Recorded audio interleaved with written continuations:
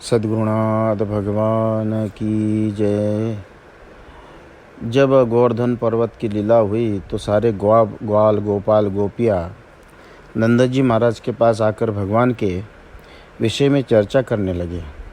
सब ग्वाल बाल गोपाल उनके जो मन में शंका थी वह शंकाओं को समाधान के लिए उनके साथ चरित्र का चिंतन करते हुए, क्योंकि 7 वर्ष के बालक ने एक हाथ से लीलापूर्वक जिस प्रकार हाथी कमल को उठा लेता है उसी प्रकार पर्वत को उठा लिया और नेत्र मूंद लिए। अति छोटी अवस्था में इस बालक के बड़े वेग वाली पूतना के स्तनों से प्राण सहित प्राण पान कर लिया। आयुर्बल का पिता है और गाड़ी के नीचे पालने में सोते हुए रोते रोते इस 3 महीने के बालक ने ऊपर को पाँव उछाले और चरण के ठोकर लगकर गाड़ी उलट गई। कैसी गिरी थी देखो। 1 ही वर्ष का श्री कृष्ण आंगन में बैठा खेल रहा था तो आकाश में दैत्य तृणावत इसे हर कर ले गया। उस दैत्य का गला घोटकर उसने कैसे मारा। कभी जब कृष्ण ने माखन चुराया था तब यशोदा जी ने उसे उकल से बांध दिया और वृक्ष के बीच में जाकर हाथों से उसको कैसा उखाड़ डाला। बछड़ों में बछड़े का रूप धारण करके मारने की इच्छा से आए वत्सासुर को भी उन्होंने मारा। बलदेव जी सहित धेनुकासुर का वध कर दिया। फिर महाबलवान बलदेव जी से अत्यंत भयानक प्रलंबासुर दैत्यों को मरवाया और ब्रज में अग्नि लगी तो उससे पशु तथा गोपों को छुड़ा दिया। फिर देखो इसकी कृष्ण से अति भयानक विष वाले कालिया नाग को दंड दे दिया। हे नंद, हम सब ब्रजवासियों का इनमें बड़ा अनुराग है, अर्थात इतना प्यार हो गया कि छुटाए से छूटना अत्यंत कठिन है। श्री कृष्ण की हमें स्वाभाविक प्यार है, अर्थात ये कृष्ण सबकी आत्मा, ये शंका होती है। क्योंकि 7 वर्ष का बालक इतना बड़ा भारी पर्वत उठा ले, ये बड़ी आश्चर्य की बात है। इसलिए ब्रजनाथ, तुम्हारे पुत्र में हमको शंका उत्पन्न होती, कदाचित परमेश्वर न हो। इस कारण हम इसका विचार करेंगे कि तुम्हारा कैसा पुत्र हुआ। इस प्रकार गोपियों की बातें सुनकर नंद जी बोले, संदेह करने की कुछ बात नहीं है। मैं इस बालक की जन्मपत्री लाता हूँ जो गर्गाचार्य ने बनाई है। ये कहकर जन्मपत्री ले आए। बोले कि हे गोपो, मेरी बात सुनो, जिसमें इस बालक से तुम्हारी शंका मिट जाएगी। गर्गाचार्य ने इस बालक का नाम धरकर मुझे जो जो गुण बताए वो श्रवण करो। इस बालक के 3 वर्ण हैं। युग युग में देह धारण करता है। प्रथम इसका श्वेत वर्ण था, फिर रक्त वर्ण, फिर श्याम वर्ण। अब इससे कृष्ण रूप धारण किया है। इस तुम्हारे पुत्र ने पहले कभी वसुदेव के यहाँ जन्म लिया, इसलिए जानने वाले इनको श्रीमान वसुदेव कहते हैं। तुम्हारे पुत्र का नाम रूप बहुत है, इसलिए जैसे जैसे इसके गुण होंगे वैसे वैसे कर्म करेगा और उसी अनुसार नाम होंगे। ये तुम्हारा कल्याण करेगा, गोप तथा गायों का आनंद देंगे। अधिक क्या कहे, इस कृष्ण की सहायता से तुम संपूर्ण कष्टों से सहज में छूट जाओगे। हे ब्रजराज, पहले तुम्हारे पुत्र श्री कृष्ण ने राजा सहित पृथ्वी में चोरों से पीड़ित साधुओं की रक्षा की। तब साधुओं ने रुद्धि का प्राप्त हो चोरों को जीत लिया था। जो बड़भागी श्री कृष्ण प्रीति करते उनके वैरी संताप नहीं देते।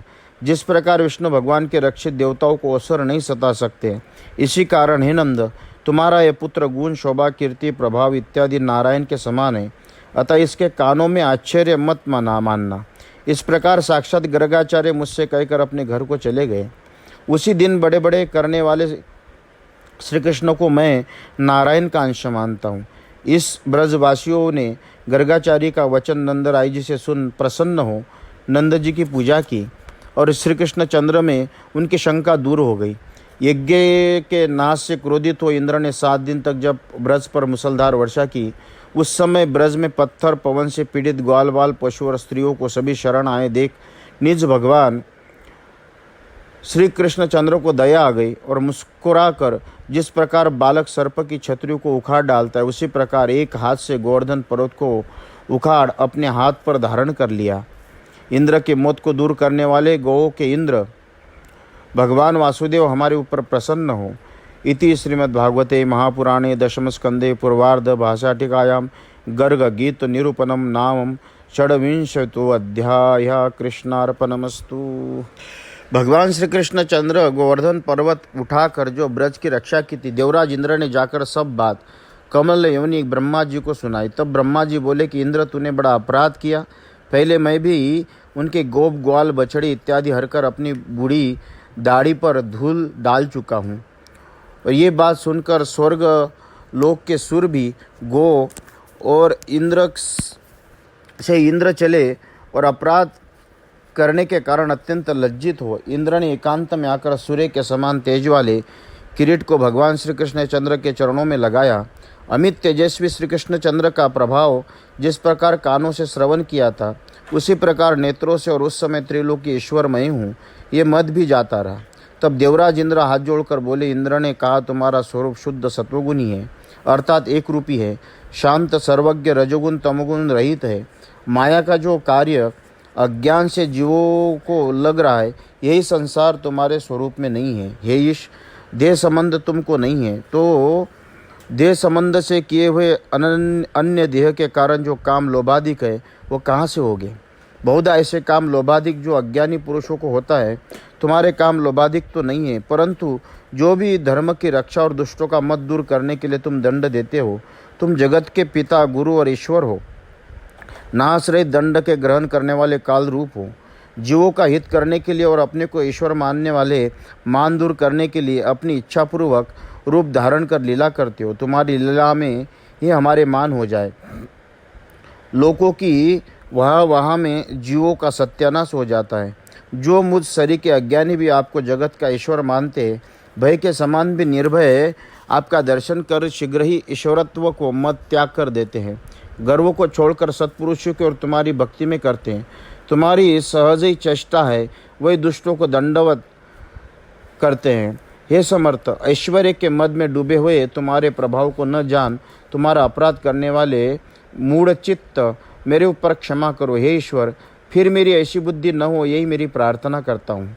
हे अधक्षज, इस संसार में तुम्हारा अवतार बड़ा भार, जिसमें ऐसे सैन्य पालन करने वाले मुख्य सेनापतियों को मारने के कारण और तुम्हारे चरणों का सेवन करने वाले भक्तों का कल्याण करने वाले ही है। ऐसे तुम भगवान महात्मा पुरुष हो, तुम्हारे लिए नमस्कार है। शुद्ध अंतकरण से प्रकाशक भक्तों के रक्षक वासुदेव भगवान श्री कृष्ण चंद्र तुम्हारे अर्थ नमस्कार। इस प्रकार इंद्र ने नाना प्रकार के भगवान की स्तुति की। श्री भगवान बोले कि इंद्र, मैंने तेरे ऊपर अनुग्रह करने के लिए यज्ञ का विध्वंस किया है, क्योंकि तुम देवताओं का राज्य पाकर अचेत हो गए थे। अपना स्मरण करने के लिए मैंने किया है, क्योंकि ऐश्वर्य मद और धन मद में अंधे हुए दंड हाथ में लिए ये मुझे नहीं देखते, और जिसके ऊपर मैं कृपा करने की इच्छा करता हूँ उस पुरुष की प्रथम संपत्ति हर लेता हूँ। इंद्र, अब तुम जाओ, तुम्हारा कल्याण हो। अलंकार त्याग कर मेरी आज्ञा का पालन करना और सावधान होकर अपने अधिकार पर रहना। इसके उपरांत जब इंद्र स्तुति कर चुका, तब उदार चित्त सुरभि गाय और संतान सहित आकर गोरूपी ईश्वर श्री कृष्ण चंद्र को नमस्कार और संबोधन देकर कहा, कृष्ण महायोगिन, हे विश्वात्मा, हे विश्व की उत्पत्ति करने वाले अच्युत, हे अखंड रूप, इंद्र तो हमें मारा ही था, परंतु हे लोक के नाथ, आपने बचाया। हे जगतपति, तुम हमारे श्रेष्ठ देवता, तुम्हारे गो ब्राह्मणों के देवता और साधु है, उनके कल्याणार्थ हमारे इंद्र हो। ब्रह्मा जी की हमें आज्ञा हुई कि इस कारण इंद्र पदवी देने के लिए हम तुम्हारा अभिषेक करेंगे। विश्व के आत्मा पृथ्वी का भार उतारने के लिए तुम अवतार लिया है। सुखदेव जी बोले कि हे कुरुकुल भूषण परीक्षित, इस प्रकार कहकर श्री कृष्ण चंद्र का ये काम किसी का ऐश्वर्य नहीं है। भगवान को नमस्कार, और जिनके स्वरूप में लोकों की रचना करने वाले माया नहीं रहती, धर्म की महिमा कार्य को नहीं जानने वाला मूढ़ मेरा अनुचर तुम्हारे पिता ले आया, वह अपराध क्षमा करो। श्री कृष्ण, मेरे ऊपर तुम अनुग्रह करने योग्य हो। हे गोविंद, हे पितृवत्सल, अपने पिता को तुम ले जाओ। सुखदेव जी बोले, हे नभ श्रेष्ठ परीक्षित, इस प्रकार ब्रह्मादिकों का ईश्वर भगवान श्री कृष्ण को जब वरुण देव जी ने प्रसन्न किया, तब अपने पिता और बंधु बांधवों को आनंद देते वहाँ से चले। जो प्रथम कभी देखने में न आया, ऐसा वरुण का ऐश्वर्य और श्री कृष्ण चंद्र में उनकी प्रीति देख नंद राय जी अति आश्चर्यमान अपनी जाति के गोपों से कहने लगे कि प्रथम मुझे ले जाकर एक कोने में बैठा दिया। इसके उपरांत ये कृष्ण तब उन्हें देख वरुण के नमस्कार करके पूजा की। हे राजन, उत्कंठा युक्त बुद्धि से ब्रजवासी भगवान श्री कृष्ण चंद्र को ईश्वर मान विचार करने लगे कि श्री कृष्ण चंद्र, क्या हमको वैकुंठ धाम प्राप्त कराओगे? ब्रह्मादिकों के ईश्वर श्री कृष्ण चंद्र अपने ब्रह्म स्वरूप का दर्शन कराएंगे। इस प्रकार सब के देखने वाले भगवान श्री कृष्ण चंद्र अपने ब्रजवासियों का मनोरथ जान उसे पूर्ण करने के लिए कृपा करके विचार करने लगे। इस संसार में प्राणी, देह, अहंकार, काम, कर्म इत्वादिक से देवता, पशु, पक्षी आदि जो योनि है उनमें भटकता फिरता है, अपना स्वरूप नहीं जानता। इस प्रकार करुणा निदान भगवान के विचार कर गोपादिक अब ब्रजवासियों को ब्रह्म स्वरूप दिखाया। इसके उपरांत माया से परे वैकुंठ धाम है उनका दर्शन कराया। अब ब्रह्म स्वरूप का वर्णन करते। सत्य अर्थात बाधा रहित ज्ञान स्वरूप है, अर्थात अत्यंत देखने में न आवे। ज्योति अर्थात स्वयं प्रकाश है, गुणों से निषेध में सावधान मुनीश्वर का रूप उनके देखते हैं। ये संपूर्ण ब्रजवासी ब्रह्म स्वरूप देह में प्राप्त होते मग्न हो गए। फिर भगवान श्री कृष्ण चंद्र की कृपा कर वहाँ से निकाल वैकुंठ लोक दिखाया। वहाँ प्रथम महात्मा अक्रूर गए थे। यहाँ शंका है कि ब्रह्मा में डूबो कि वैकुंठ लोक दर्शन नहीं बनता, तो इसके उत्तर में कहते हैं कि जिन श्री कृष्ण चंद्र की कृपा से पहले अक्रूर जी ने दर्शन किया था, उन्हीं श्री कृष्ण की कृपा से इन लोगों ने दर्शन किया। क्योंकि अचिंत्य ऐश्वर्यवान भगवान श्री कृष्ण चंद्र जी में कुछ बात अनुचित नहीं है। हे नृप, वहाँ वेदों से होती हुई भगवान श्री कृष्ण चंद्र की स्तुति देख नंदादि सब ब्रजवासियों ने वैकुंठ धर्म का दर्शन कर आनंद से सुखी हो बड़ा आनंद प्राप्त किया। इति श्रीमद्भागवते महापुराणे दशम स्कंदे पूर्वार्ध श्री गर्गा गीत वर्णम नाम अष्टविंशो अध्याय। अब महाराज का अध्याय आया है जहाँ परात्पर परमात्मा का प्राण तत्व कहते हैं कि दशम स्कंद में सुखदेव जी महाराज बोले कि हे नृपोत्तम परीक्षित, गोप कन्याओं ने जिन रात्रियों की प्रतीक्षा की थी, जब वो शरद ऋतु आकर उपस्थित हुई, जहाँ तहाँ चमेली खिल रही थी, उन रात्रियों को देख योग माया का आश्रय ले भगवान श्री कृष्ण चंद्र रमन करने का मनोरथ करने लगे। और उसी समय सुखदायक किरणों से पूर्व दिशा के मुख को अरुण करते हैं भगवान चंद्रमा उदय हुए। जैसे परदेश से बहुत दिनों से पुरुष आकर अपनी प्यारी के मुख को केसर लगाकर लाल करता, परिपूर्ण मंडल और लक्ष्मी के मुख के समान कांति नवीन केसर के तुल्य अरुण चंद्रमा को देख और राका की कोमल किरणों से रंगे वृंदावन को देख भगवान श्री कृष्ण चंद्र स्त्रियों के मन हरने वाले कलरव से गीत गाते लगे। इस कलरव में से श्री बीज मंत्र क्लीम निकलता है। प्रेमात्मक काम के बढ़ाने वाले गीता को श्रवण कर श्री कृष्ण चंद्र ने जिनके मन हर लिए थे, वह स्त्रियाँ जहाँ पति श्री कृष्ण चंद्र थे वहाँ आई और हरि किशोरी चलेगी। इस प्रकार परस्पर अत्यंत शीघ्रता से चलते समय उनके कानों में कुंडल हिलते जाते हैं। कितनी गोपियाँ उत्कंठा के मारे दूधती हुई गाय को छोड़कर चली आई, दूसरे चूल्हे पर चढ़े हुए दूध को छोड़कर आई। बहुत गोपियाँ गेहूँ का पका हुआ पदार्थ चूल्हे पर ही छोड़कर चली दी। कितनी ही पत्तल परोसती थी, वंशी की धुनी सुनते ही छोड़कर चली आई। कितनी एक गोपियाँ अपने देवर जेठ के बालों को दूध पिलाती थी, उनको छोड़कर आई। कोई गोपी अपने पति की सेवा करते ही चली आई, भोजन करते से ही चली आई। कोई गोपी घरों को लिपती, कोई नेत्रों को अंजन लगाती, कोई पाँव को गहने, हाथों में पाँव से पहर, लहंगा वड़ ओढ़नी पैर भगवान मुरली मनोहर के पास आई। यद्यपि गोपियों के श्रृंगार उल्टे पुल्टे, परंतु तो योग माया के सुधार दिए। यद्यपि पति पिता माता भ्राता, यद्यपि गोपियाँ श्रृंगार उल्टे पुल्टे थे, परंतु तो भी योग माया ने सुधार दिए थे। यद्यपि पति पिता माता भ्राता जातियों में मने भी थे, परंतु तो भी भगवान केशव मूर्ति ने उनके मन हर लिए थे। उन गोपियों ने किसका कहना न माना। किसी गोपी को उनके पुरुष ने घर में बंद कर दिया, तब निकलने का मार्ग न मिला, तब उसने भगवान श्री कृष्ण चंद्र की इच्छा कर आंखों मूंद उनका ध्यान किया।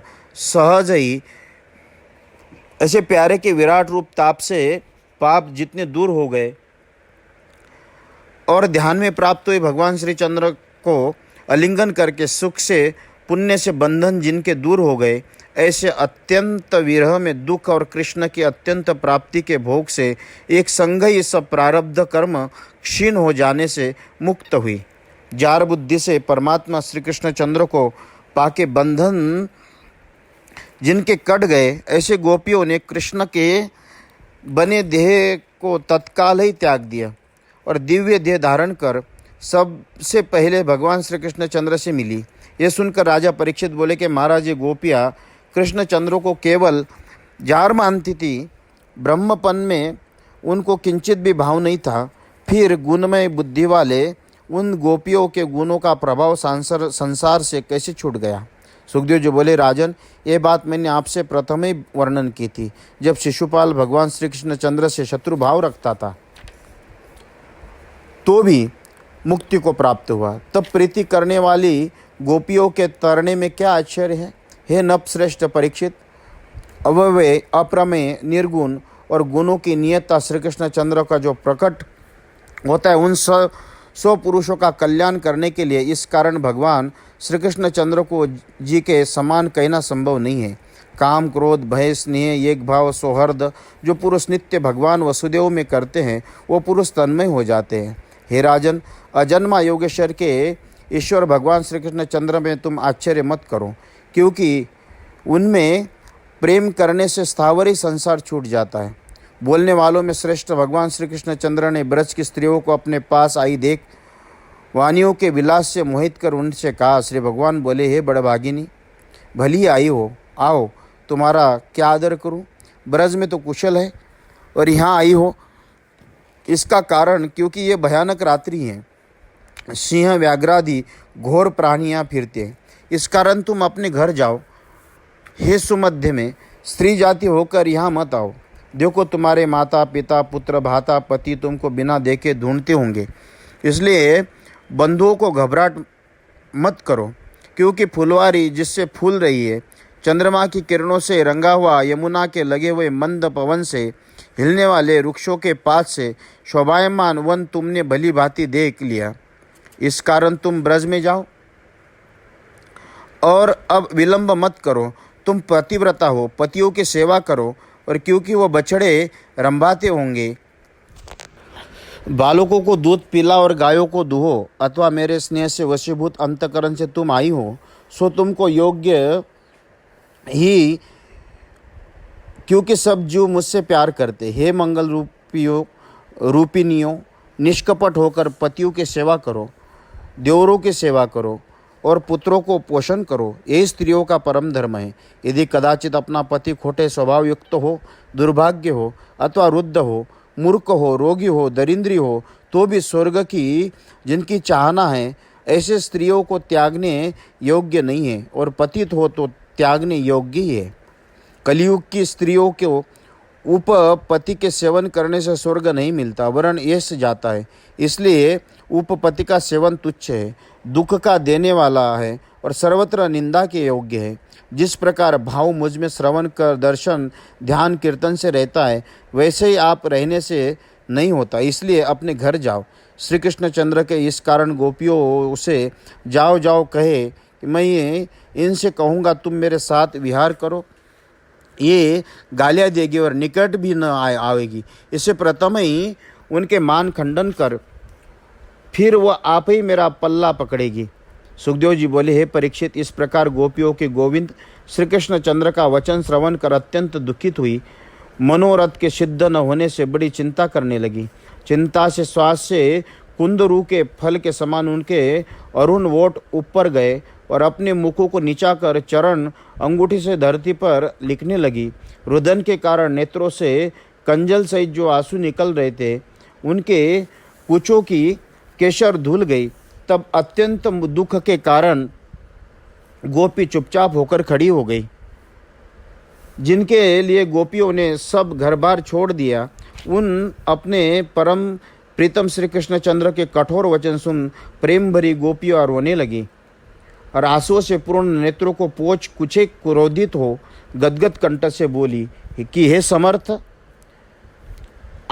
जाओ जाओ, ऐसे कठोर वचन मत को, क्योंकि हम सब विषयों को त्याग कर केवल तुम्हारे ही चरणों का सेवन करती है।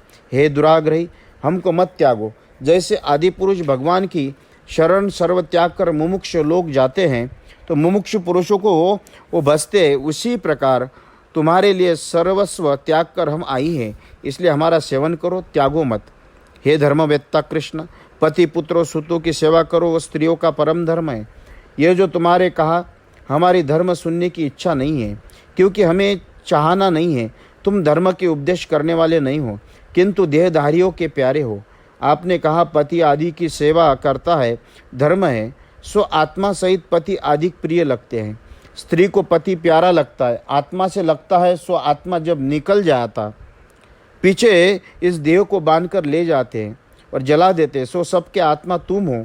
तुम्हारे सेवन करने से ही हमें सर्वधर्म स्वयं प्राप्त हो जाएंगे, क्योंकि सब उपदेश वाक्य ईश्वर की सेवा करना ही परम धर्म बताया है। इस कारण तुम सब जीवों के आत्मा होने से परम बंधु ईश्वर हो। तुमने जो जीव बहिर्मुख है, दग्ध होने के योग्य है, अपनी आत्मा नित्य प्यारे तुम्हारे हो, अतः आप में विवेकी पुरुष प्रीति है, आशारूपी लता लगाई है, उसे आओ जाओ जाओ ऐसे कुठारी रूप वचनों से कैसे काटते हो। देखो, विष के वृक्ष भी आप बढ़कर विवेकी पुरुष नहीं काटते। तुमने कहा जाओ, सो हम कैसे जाए, क्योंकि जो चित्त सुखपूर्वक घर में लग रहा था सो तुमने हर लिया, और जिस हाथों से धर्म काम करती थी तो तुमने हर लिए। श्री कृष्ण चंद्र ने कहा कि हे गोपियों, अब तुम जाओ, परसों के दिन तुम सबके चित्त प्रसन्न कर देंगे। तो गोपियों ने कहा कि तुम्हारा चरण छोड़कर हमारे पाँव एक पग भी नहीं चल सकते, ब्रज में कैसे जाए और जाकर हम क्या करें। हे सके, आपके हास्य दर्शन मधुर गीत से उत्पन्न हुई हमारी कामाग्नि तुम अपने अधरामृत रूप पिचकारी से शांत करो, नहीं तो हम एक तो काम की अग्नि और दूसरी विरह की अग्नि, इन दोनों के दग्ध शरीर हो योगी जनों की नाई तुम्हारे ध्यान से ही तुम्हारे चरणों के निकट पहुंच जाएगी। श्री कृष्ण चंद्र ने कहा कि तुम अपने पतियों के पास जाओ, वही तुम्हारी कामाग्नि बुझाएगा। इस उत्तर में गोपी कहती कि हे कमल लोचन, वनवासी जिन प्रिय है तुम हो, और लक्ष्मी जी किसी समय भी जिसकी सेवा प्राप्त होती है, ऐसे तुम्हारे चरणों के तलुए हमने जब से स्पर्श किए उस दिन का सुख अनुभव किया, उसी दिन से औरों से मुख खड़ी नहीं हो सकती। यद्यपि लक्ष्मी जी सदा वक्षस्थल में रहती है, परंतु तो भी जिसका भक्त लोग श्रवण करते, ऐसे तुम्हारे चरणों की रेणु को तुलसी से सोच सहित चाहना की, जिस लक्ष्मी जी की चितवन लिए और देवता तप करते परिश्रम करते, उन्हीं लक्ष्मी के समान हम भी तुम्हारे चरणों के रज को प्राप्त है, अर्थात शरण लिए। हे दुखों को काटने वाले, तुम्हारे भजन में आशा लगाए हम घर छोड़कर तुम्हारे चरण के पास आई है। तुम हमारे ऊपर प्रसन्न हो, तुम्हारी सुंदर मुस्कान चितवन से बड़े हुए कामदेव से पीड़ित देह वाली हम अपनी दासी करके कृपा कीजिए। अलकावल जिस पर छूट गई, कुंडलों के कांति से युक्त कपोल अमृत भरी वोष्ठों से हास्य सहित चितवन वाले तुम्हारे मुख को देख और भक्तों के अभयदान देने वाले तुम्हारे दोनों भुजदंडों को देखकर लक्ष्मी को एक ही प्रीति के उपजने वाले तुम्हारे वृक्ष स्थलों को हम तुम्हारी दासी होती है, वक्षस्थल को देख हम तुम्हारी दासी होती है। हे कृष्ण, मनोहर पद वाले बड़े बांसुरी के गीत से मोहित होकर त्रिलोकी की ऐसी कौन सी स्त्री है जो अपने धर्म से चलायमान न हो। त्रिलोकी की सुंदर इस तुम्हारे रूप को देख गौ पक्षी मृग ये भी रोमांचित हो जाते, फिर हम इस मनमोहन रूप से मोहित हो गई है। इसमें आश्चर्य क्या है, तुम्हारा प्रकाश शब्द सुनकर भी अपना धर्म त्यागना उचित है, और तुम्हारे रूप के अनुभव से त्याग करने में क्या आश्चर्य है। और अपने निश्चय ब्रज में भय पीड़ा दूर करने के लिए अवतार लिया है। जैसे आदि पुरुष श्रीमन नारायण स्वर्ग की रक्षा करते हैं, इसी प्रकार हे दिन बंधु, हम तुम्हारी दासी है और हमारे मनोभाव को पूर्ण करना। श्री सुखदेव जी बोले, हे महाभाग परीक्षित, इस प्रकार योगेश्वर ईश्वर भगवान श्री कृष्ण चंद्र गोपियों का विलाप सुन हंसकर ये दया को प्राप्त हो अंतरात्मा ही तो गोपियों के संग रमन करने लगे।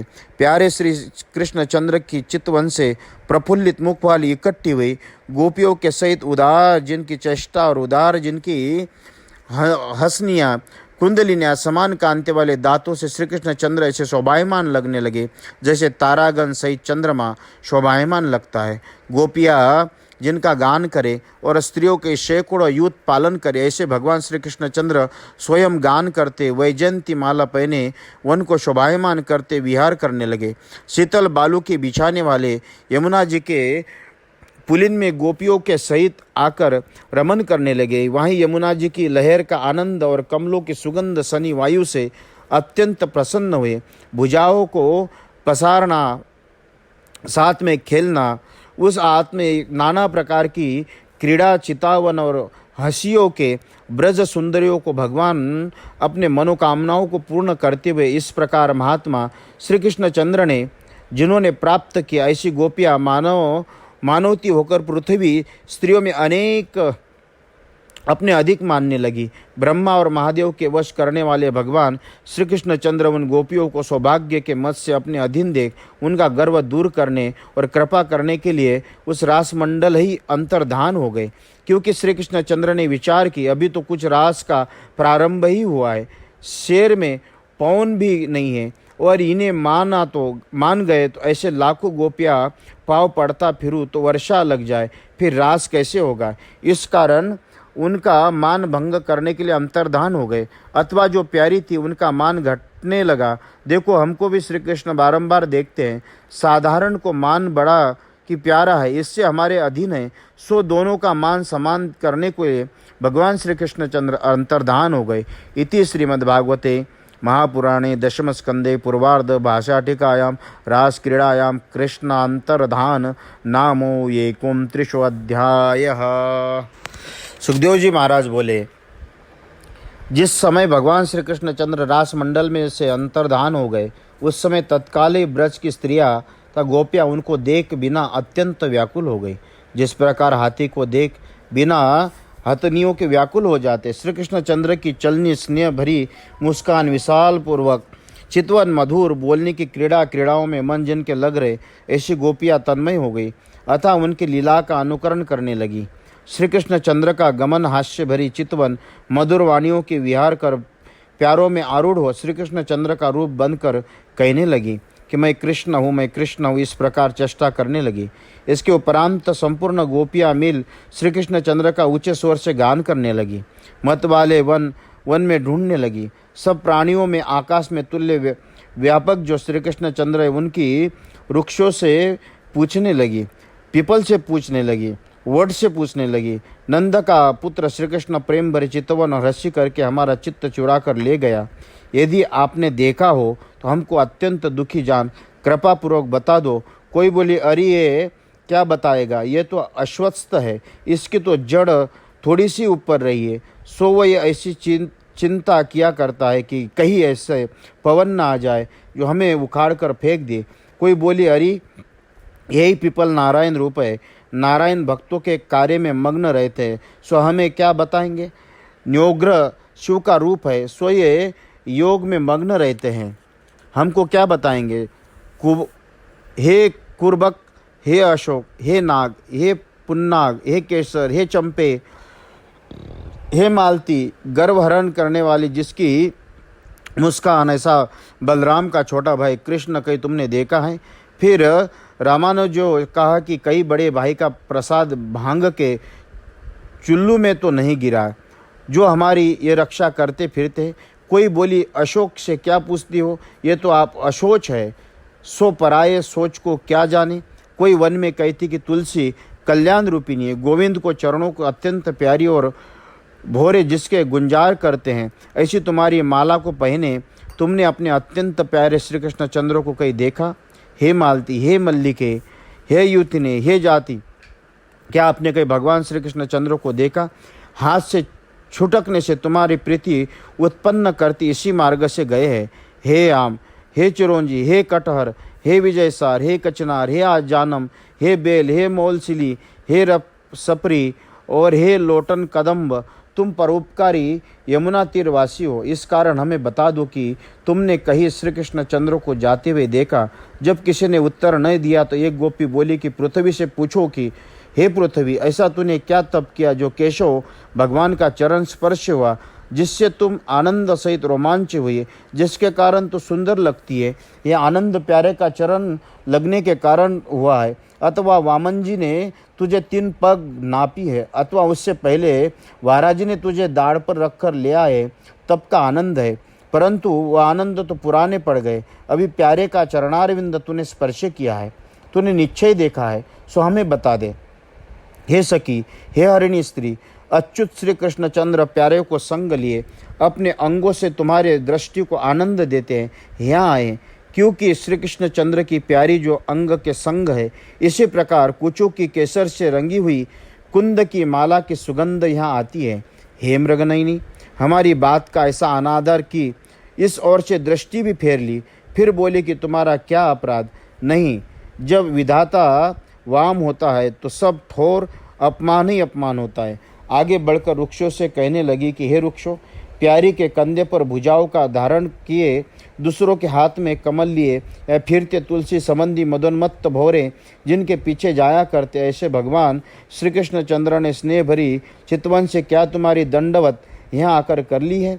कोई बोली, अहो, ये लताएं श्री कृष्ण चंद्र से अवश्य मिली होगी, क्योंकि ये अपने पति वृक्ष की शाखा रूप बाहों का आश्रय कर रही है।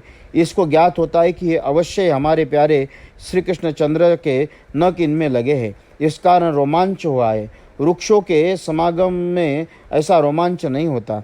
श्री सुखदेव जी बोले, हे राजन, इस प्रकार मत वाली भांति पूछती हुई श्री कृष्ण चंद्र तन्मय और उनके ढूंढने से विवल होकर गोपियाँ श्री भगवान कृष्णचंद्र लीलाओं का अनुकरण करने लगे। इसके उपरांत कोई गोपी पुतना बनी, कोई कृष्ण बनकर उसका स्तन पीने लगी, कोई गोपी बालक बनती रोती हुई षटकासुर बनी, अन्य गोपियाँ पाव की ठोकर मारने लगी। एक गोपी तृणावत दैत्य बनकर कृष्ण के बाल रूप को धरे और गोपी उससे हरकर ले गई।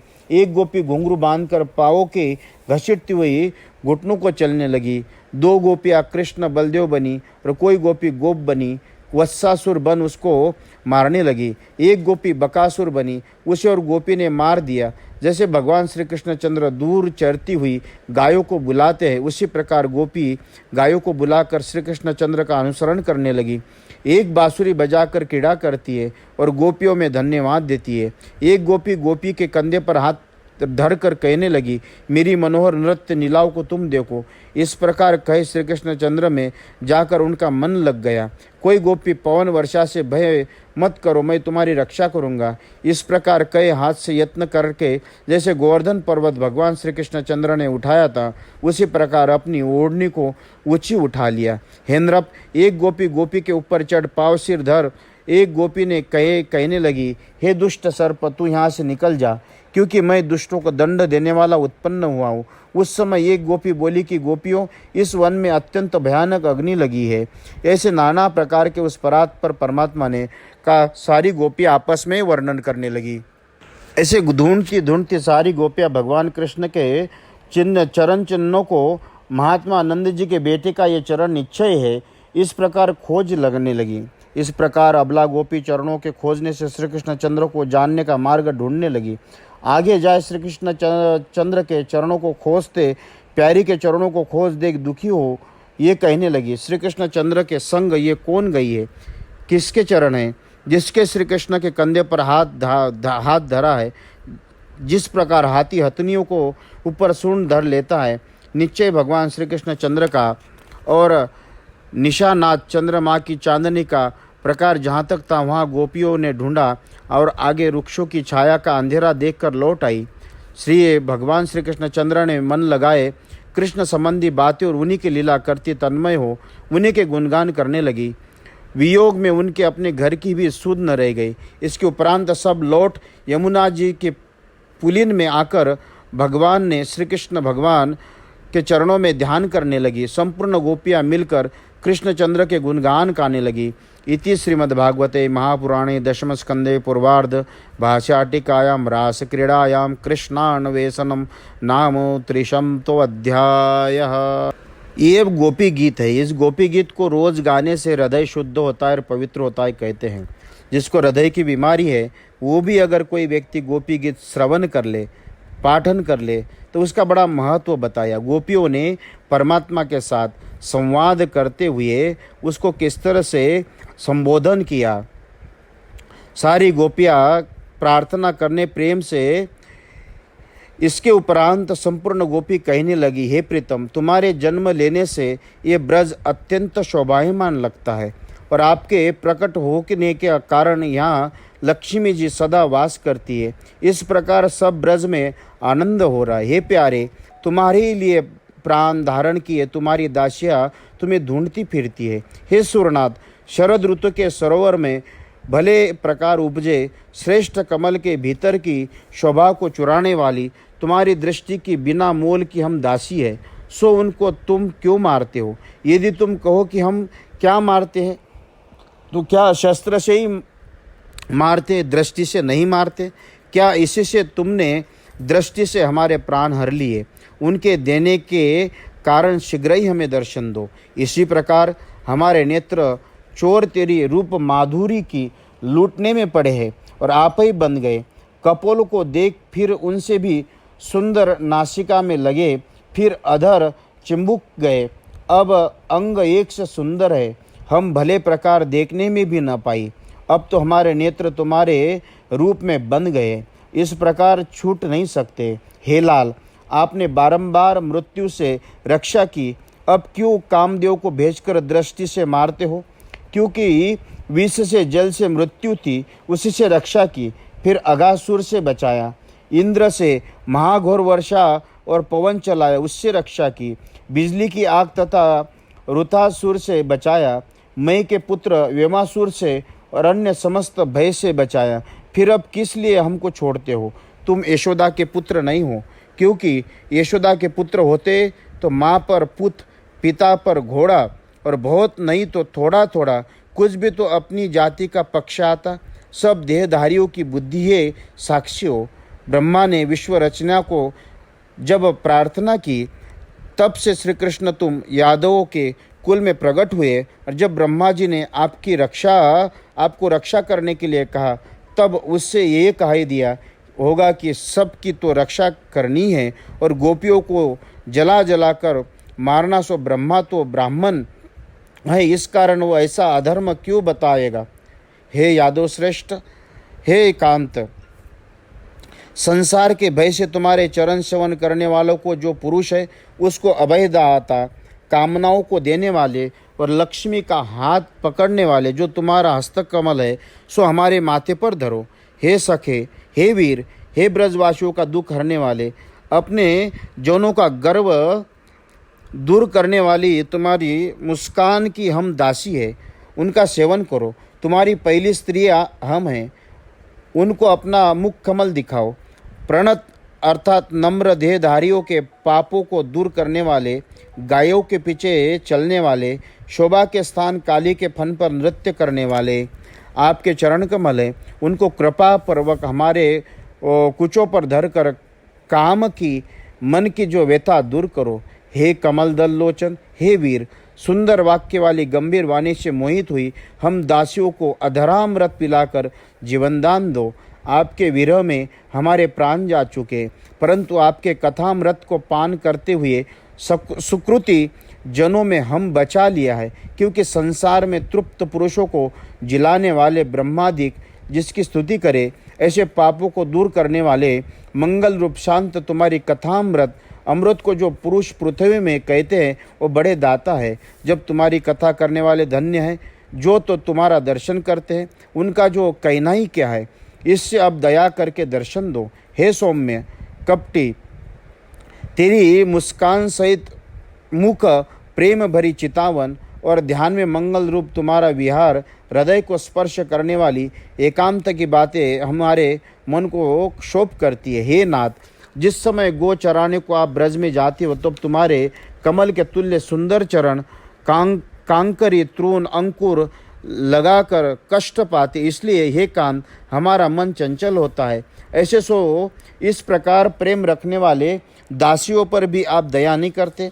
संध्या समय नील केश के ढके गोरस से धू सहित कमल से समान मुख को धारण कर बेर दिखा के, हे वीर, हमारे मन भावनाओं को पूर्ण करने के उत्पन्न करते हो, परंतु संग नहीं देते। यही तुम्हारा निश्चय कपट है।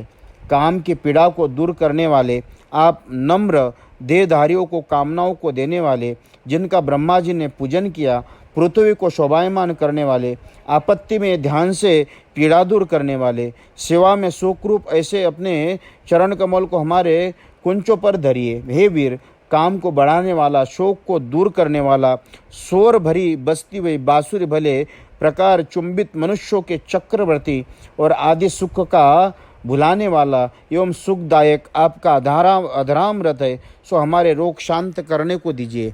हे कृष्ण, ये औषधि मिलने से हम भली भांति हो जाएंगे। जो तुम दवा का मोल मांगे तो दमड़ी की बांस की बंसी जैसे दिन रात मुख पर धरे रहते हो, वह तुम्हें क्या मोल देती है।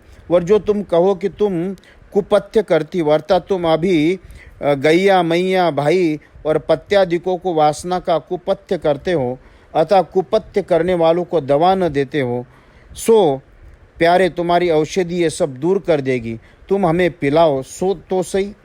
जब तुम दिन के समय वन में जाते हो, तब तुम्हारे देखे बिना आधा क्षण युग के समान व्यतीत होता है। ये तो बिना देख के दुख का, और जब घुंघराले केशों से युक्त तुम्हारे मुख कमल का दर्शन करते, उस समय पलकों का बनाने वाला ब्रह्मा हमें मूर्ख विदित होता है, क्योंकि पलकों के दर्शन से बाधा होती है। ये दर्शन से दुख है। 6 वर्ष की हमारी ननद जब अपनी माँ से जाकर कहती कि ये देख रही माँ, भाभी उस नंद के पुत्र को देखती गई है, और किसी क्रश अंग वाली गोपियाँ तब सांस त्रास दिखाती है। दूसरे ब्रह्मा वैर पड़ता है, अपनी 8 आंखें बनाई हैं, हमारी तो 2 ही है, उस पर ही पलक लगा दिए हैं।